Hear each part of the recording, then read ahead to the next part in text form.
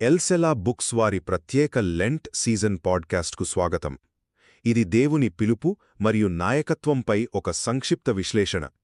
మన దైనందిన జీవితంలో దేవుని పిలుపును, మన నిజమైన బాధ్యతను అసలు ఎలా గుర్తించాలి అనే ఆసక్తికరమైన అంశాన్ని ఈరోజు మనం చూద్దాం.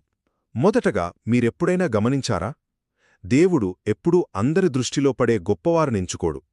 ఎక్కడో తెరవెనుక ఎవరికీ తెలియకుండా చాలా నమ్మకంగా పనిచేసుకునే సామాన్యులనే తన పనుల కోసం పిలుస్తుంటాడు.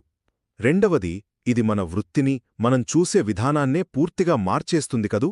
అంటే దేవుని పిలుపు అనేది కేవలం గొప్ప గొప్ప పొజిషన్స్లో కూర్చోవడంలో లేదు. ప్రతిరోజూ మనం చాలా సాధారణంగా చేసే చిన్న చిన్న పనుల్లోనే దాగి ఉంది. చివరగా, గొర్రెలు కాసెంత సాధారణమైన పనిలో ఉన్న ఒక కుర్రాడు తన కాపరి పిలుపును విని ఒక గొప్ప నాయకుడిగా ఎలా మారాడో ఒక్కసారి ఆలోచించండి. ఇది మనకు నిజమైన లీడర్షిప్ అంటే ఏమికో కళ్లక్కట్టినట్లు చూపిస్తుంది. ఒక్క మాటలో చెప్పాలంటే, నిజమైన నాయకత్వం మరియు దేవుని పిలుపు అనేవి గొప్ప వేదికల మీద కాదు, మనం రోజువారీ చేసే పనుల్లో చూపే నమ్మకత్వంపైనే ఆధారపడి ఉంటాయి. మా పాడ్కాస్ట్ విన్నందుకు ధన్యవాదాలు, మరియు మరిన్నింటి కోసం వింటూనే ఉండండి.